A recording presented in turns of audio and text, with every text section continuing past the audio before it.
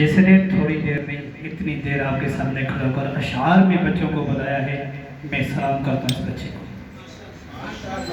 یہ قدر آپ ان عالم سے پوچھے، بھائی حافظ جو نا قاری راحل صاحب بیٹھے ہیں اور جو علماء بیٹھے ہیں، ان سے پوچھو کہ یہ کتنی مشکل کام ہوتا ہے جو انہوں نے کیا ہے۔ اللہ تعالیٰ اس کو جزا خیر عطا فرمائے ان کے والدین کو۔ نحمده ونصلي على رسوله الكريم، اما بعد فاعوذ بالله من الشيطان الرجيم، بسم الله الرحمن الرحيم، كل نفس ذائقة الموت، صدق الله العظيم۔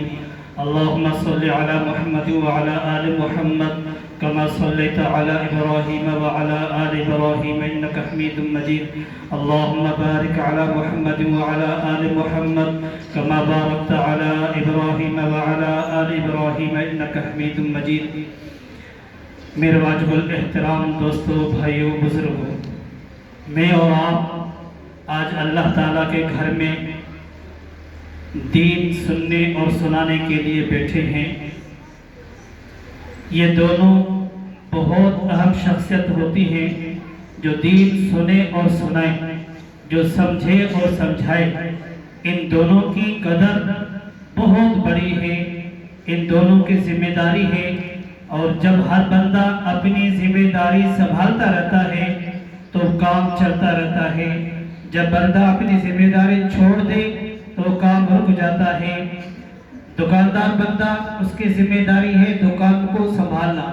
جب یہ دکاندار اپنے دکان کی سنبھال چھوڑ دے، دیکھ بھال چھوڑ دے، تو یہ دکان ختم ہو جاتی ہے، بند ہو جائے گی، ضائع ہو جائے گی۔ تو دوستو، دین بھی ایسے ہی ہے کہ جب دین سنانے والے، سمجھانے والے موجود ہیں، کیونکہ عبادت کے لیے سب سے پہلی بات یہ ہے عبادت کس وقت کی جائے اور کس مقام پہ کی جائے اور کن سے پوچھ کر کی جائے تو عبادت بنے گی۔ جب ہم عبادت کی جگہ بھی نہ دیکھیں، عبادت کا مقام بھی نہ دیکھیں اور پوچھنے والوں سے بھی نہ پوچھیں۔ اس کی مثال میں ایک چھوٹی سی عرض کروں۔ اب شب برات گزری ہے، اس شب برات کے گزرنے سے ہم لوگ یوں سمجھتے ہیں شاید ہم نے میٹھا بنا لیا، حلوہ وغیرہ بنا لیا، گھر میں چراغاں کر دیا، ہم نے جو بچوں کو پیسے دے پھٹاکے پھاڑ دیے، شاید کام پورا ہو گیا۔ نہیں، یہ رات ہمارے لیے ایک بہت بڑی برکت والی رات ہے۔ اس رات میں لوگوں کو معافی ملتی ہے۔ میں اور آپ اپنی معافی کے لیے کھڑے ہو جایا کریں اور رب تعالیٰ سے معافی مانگا کریں، نہ کہ ایسے کہ اس کو ضائع کریں۔ تو میں عرض کر رہا تھا، جب تک میں اور آپ کسی پوچھنے والے سے پوچھ کر، کسی اہل علم سے پوچھ کر عبادت کریں گے تو عبادت بنے گی، ورنہ ہماری عبادت ضائع ہو جائے گی۔ تو میں عرض کر رہا تھا، اب 15 شب کو ہم نے پوچھا نہیں عبادت کیسے کرنی ہے۔ کسی کو میسج آ گیا 4 رکعت پڑھو، فلاں سورت پڑھ لو، آپ کے سارے گناہ معاف، بیری کے پتوں سے نہا لو، آپ کا کام ہو جائے گا۔ بھائی دین اتنا سستا نہیں ہے کہ جیسے میں چاہوں ویسے زندگی گزاروں، جیسے میرے دل میں آئے ویسے کر دیا اور ایسے میرا دین پورا ہو جائے گا۔ نہیں، دین اگر یوں اپنی مرضی کا نام ہوتا، اپنی مرضی سے زندگی گزارنے کا نام ہوتا تو اللہ تبارک و تعالی انبیاء علیہ السلام کو نہ بھیجتے۔ حضرت آدم علیہ السلام، آئیے حضرت انبیاء علیہ السلام کا سلسلہ جاری رہا، آخر میں حضور اکرم صلی اللہ علیہ وسلم آئے۔ ان کے آنے کا مقصد تھا کہ آپ کو سمجھائیں، امت کو سمجھائیں کہ آپ نے زندگی جانور کی طرح نہیں بلکہ انسان کی طرح گزارنی ہے۔ کھانا ہو، سونا ہو، پینا ہو، کوئی بھی کام ہو، خوشی ہو، غمی ہو، ہر وقت آپ نے یہ ذہن میں رکھنا ہے کہ میرے محبوب کا طریقہ کیا ہے۔ اگر میرے محبوب کا طریقہ ہے تو یہ کام دین ہے، ورنہ آپ اور ہم جانور کی طرح زندگی گزار رہے ہیں۔ اس پہ فکر کرنا چاہیے۔ تو میں اور آپ جس معاشرے میں چل رہے ہیں، اس معاشرے میں ہمیشہ نہیں رہنا، اس دنیا میں ہمیشہ نہیں رہنا۔ آج دنیا کے تختے پر ہیں، کل اس دنیا کو چھوڑ کر ہم نے قبر کے اندر سونا ہے۔ قبر کو باغیچہ نہیں، قبر کوئی محلات کا نام نہیں۔ آپ اور میں نے دیکھی ہے کہ ایک چھوٹی سی سامی ہے جس کے اندر ہمیں لٹایا جاتا ہے، غسل کفن دے کر رب کے حوالے کیا جاتا ہے۔ اب میں اور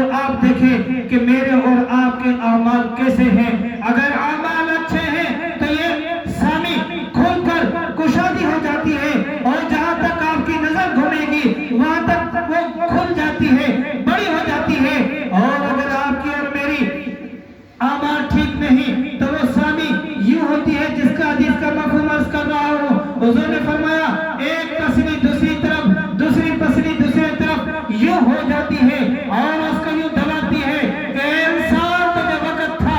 और अल्लाह अकबर, मैं और खुलासा अर्ज कर दूं, जब गुनाहगार बंदा जाता है कब्र में और कब्र कहती है इंसान दुनिया में सबसे बदतरीन तो था जो मुझे आज तो मेरे पास आया, तू तो मुझे किसी भी हाल में पसंद नहीं था, तू जैसे मेरे साथ जैसा तूने ताल्लुक किया मैं भी आपसे ऐसा ही ताल्लुक कायम करूंगी। हाँ, जब देखो कार होता है नेकी वाला बंदा होता है, वो जब कब्र में जाता है कब्र कहती है मरहबा मरहबा, मैं तो तरस रही थी कब आप हमारे पास आते हैं। तो मेरे दोस्तों, हमें हमेशा यहाँ नहीं रहना, आज जिंदा है कल जाएंगे।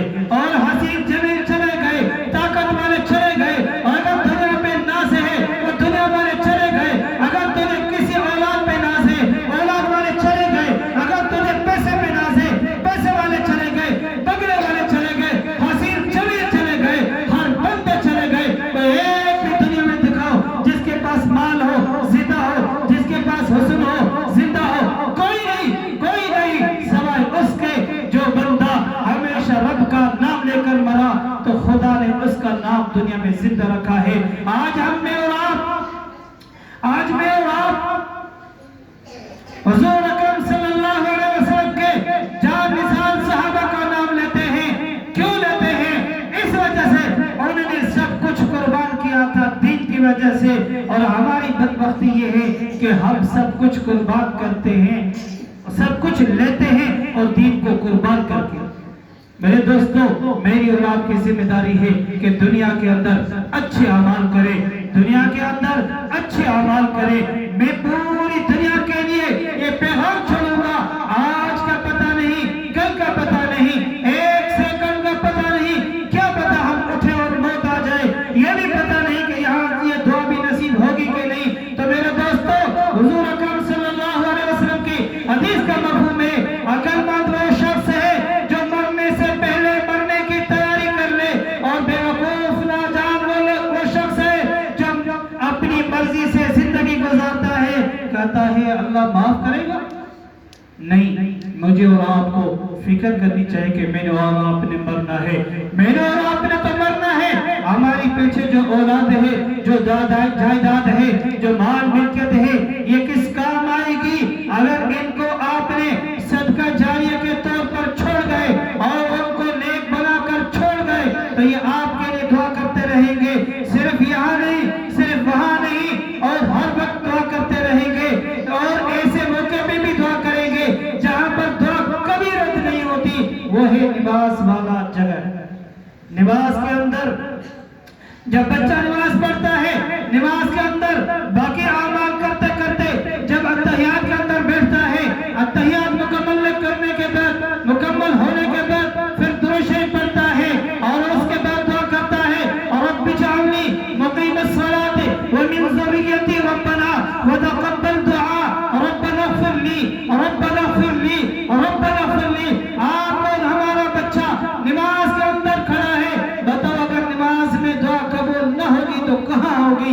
और बच्चा कहता है या अल्लाह मुझे माफ कर दे, मुझे माफ कर दे, रब्बि इग़फिरली रब्बना इग़फिरली, या अल्लाह मुझे माफ कर दे, वलिवालिदैया, या अल्लाह मेरे वालिदैन को भी माफ कर दे, वलिल मुमिनीन, या अल्लाह जितने भी मुसलमान हैं, जितने भी कलमे पढ़ने वाले सबको माफ कर दे।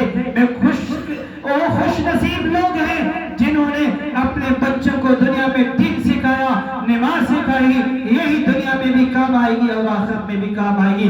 इसलिए मैं आपसे गुजारिश करूंगा अपने बच्चों पे तवज्जो दें।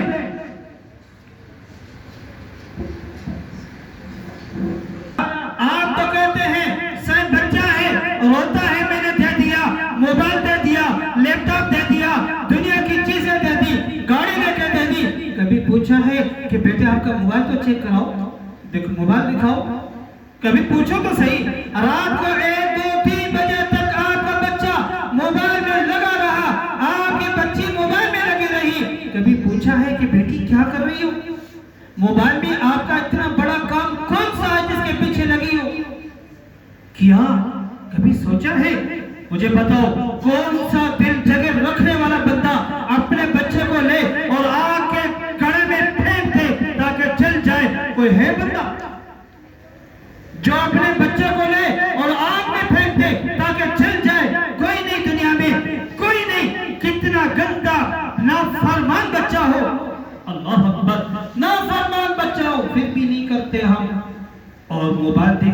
چھوڑ دیا, گاڑی دے کے چھوڑ دیا, بچے کو گھر سے باہر چھوڑ دیا, بچے کو گھر باہر سے چھوڑ دیا. کیا دین پڑھ رہا ہے, تعلیم حاصل کر رہا ہے. کبھی پوچھا بیٹے آپ زندگی کس سے گزارتے ہو؟ کبھی بغیر پوچھے جا کر پوچھیں اس بچے سے کہ بیٹے آج ابھی کیا کر رہے ہو؟ ابھی اسے پوچھیں سر میں پڑھ رہا تھا, جو پڑھا ہے وہ مجھے سناؤ. اگر سنا گیا تو وہ کامیاب ہے, اگر نہیں سنایا تو وہ غلطی پر ہے. کیا ہم یہ زندگی گزار رہے اپنے معاشرے کو تباہ کر رہے ہیں؟ ماں سمجھا تو چھائت مجھے پٹر پڑی بلو تھی ہوا کو مسئلہ کونے نانا پاجے بچے کا تو تباہ بھی کری, جہنم جے گڑی میں بھی اچھلی, جہنم میں بھی اچھلی. کدے سوچ تو صحیح تو ماں پاجے بچے سے آنے والے ظلم کیوں کر. ابھی بھی ایک دو دوست آئے تھے, مجھے کہہ رہے سائیں ہمیں اجازت ہو, تھوڑا سا کام ہے. مجھے بڑی تکلیف ہوئی, میں نام نہیں لیتا. میں بلاتا ہوں کبھی کبھی ایک آدھے 2 گھنٹے کے لیے, وہ بھی آپ نہیں آتے, پھر کہتے سے ہمارا بچہ. کبھی کبھی دل کرتی ہے ایسے بچے کو کان سے پکڑ کے اپنے باپ کے حوالے کر دو, جا کے تم پڑھاؤ, تم سنبھالو, پتہ چلے گا. اللہ کی بندے آپ کے بچے میں محنت کرتے ہیں تو آپ بھی مل کر جل کر محنت کریں نا. تو میں عرض کروں گا اپنے بچوں پہ توجہ دو, میرا بچہ کیا کر رہا ہے, ورنہ کل کو خدا نہ خاصا آپ کے اعمال تو اتنے تھے کہ آپ جنت میں جانے والے تھے کہ آپ نے اپنی اولاد کی وجہ سے آپ تمام پہنچے اولاد اچھے کرے, پہنچی جنت چلے کرے جہنم بجا بھی دو. انہیں جے اعمال گندے اعمال جے کرے چھا ماں یہاں پہنچے اعمال کا واقف نہیں. مجھا دوستو توجہ کرو, پہنچے بچن تے توجہ کرو, ان کے دین پڑھائو. اللہ جو قسم دین پڑھی گا نا, دنیا بھی ملی گی تھی, آخرت بھی ملی گی تھی. چھا آسا بکھیا بیٹھا ہوتے مدرسے میں, تو ایک بندہ ہاتھ کھڑا کرے جس کو ہر مہینے میں نے رسید بھیجی ہو, ہر مہینے میں اسے چندہ مانگتا ہوں. رزق دینے والا خدا کی ذات ہے, جس کا قبول ہونا ہے اسی کا. دیکھو قبول ہوا ہے نا, میں بتا رہا تھا ایک چھپڑے کے اندر ہم نے کام شروع کیا, آج اللہ کا شکر ہے ہم ایسے بنگلے کے بیٹھے ہوئے, اس گھر کے نوکر ہیں. کیا آپ کا نوکر ہو آپ اس کو چھوڑ دیں گے؟ ہم جس کے نوکر ہیں ہمیں رزق وہ دے گا, میں آپ سے نہیں مانگوں گا, جس کا نوکر ہوں وہ دے گا. آپ خود چاہیں گے, آپ خود کہیں گے یار واقعی بات سچی ہے. کیوں دنیا میں کبھی مولوی بھوک نہیں مرا, کرے مولوی بھوک ہڑتال کان کیا, کرے قرآن وارن بھوک ہڑتال کان کیا. کو ہوجے تو مکھے بدھایو, ہاں اگر جے کرے کو قرآن وارو رولتن دسو, پھیرتن دسو, ضائع دسو, وہ پہنچے آمال نہیں پہنچے والدین کی تربیت نہ ہو جانے کرو تو باقی کے مدد سے والے جو قدر نہ ہے قصور نہ ہے. اگر چھوکر آئے بڑے کہاں پڑھائے, کہتا فلا مدرسے میں پڑھائے. کتنے سال پڑھائے, کہتے 12 سال. کتنے سال؟ تھوڑا سا کتنے سال؟ 12 سال. 14 سال کے اندر تقریباً بچے بالغ ہو جاتے ہیں. بچہ کہتے 12 سال ہو گئے ہیں مجھے اس مدرسے میں. مدرسے والے کا قصور نہیں ہے, میں آپ کو پہلے سمجھاتا ہوں. کہتے 12 سال ہو گئے ہیں مدرسے میں. بیٹے کتنا پڑھائے, کہتے 12 پارے. میں نے کہا سچ بتانا کتنی مرتبہ آپ کا ابو اپنے آپ کے استاد سے ملنے آیا, کہتے میرے بیٹے کے کیا حال ہے, کتنی مرتبہ آیا ہوگا؟ کہتا سی مجھے یاد ہی نہیں کہ شاید کبھی آیا ہو. کیا کہتے ہیں مجھے یاد نہیں ہے کہ کبھی آیا ہو. ابھی مجھے ایک ساتھی بتا رہا تھا, اللہ کو جزا خیر عطا فرمائے, میرے بچے میں اس پہ فخر کرتا ہوں انشاءاللہ. اللہ اکبر. آپ کہیں گے سے بچے رولتے بھی ہیں, صاحب ہوتے ہیں, نصیب ہر ایک کا اپنا اپنا. حضور اکرم صلی اللہ, بھائی میں ایک مثال دے کے سمجھاتا ہوں, کبھی کبھی یوں بھی ہوتا ہے. حضور اکرم صلی اللہ علیہ وسلم نے مکے والوں کو دعوت دی, دین سمجھایا, انہوں نے نہیں مانا. حضور مایوس ہو رہے تھے کہ یہ کیوں نہیں مانتے, ان کو کیا مسئلہ ہے. حضور کو غم تھا. حضور نے کہا چلو یہ نہیں مانتے, میں طائف والوں کو دعوت دیتا ہوں. جب طائف پہنچے پھر انہوں نے تکلیف دی, پھر ان کی تکلیف دیکھ کر اللہ کو رحم آ گیا. پھر اللہ نے دین کے کام کرنے والے تکلیف تھوڑی دیکھتے ہیں, اور مزے بہت دیکھتے ہیں. پھر اللہ نے وہ تکالیف دیکھ کر پھر اللہ نے ان کو آسمان پر بلایا اور معراج کرایا اور اپنے سے ملاقات کروائی. میں یہ کہتا ہوں یہ حضور تھے. پھر صحابہ کو دیکھو, حضرت ابو بکر صدیق رضی اللہ تعالیٰ عنہ کی بات کرنے لگا ہوں. وہ صحابہ میں سب سے افضل, وہ صحابہ میں پہلے خلفاء راشدین کے پہلے نمبر پر انہوں نے اسلام قبول کیا. حضور کو فرمایا, اے حضور, فرمایا یا رسول اللہ صلی اللہ علیہ وسلم, اسا کے اجازت کھپے تاسا بھی دین جی دعوت ڈیوں.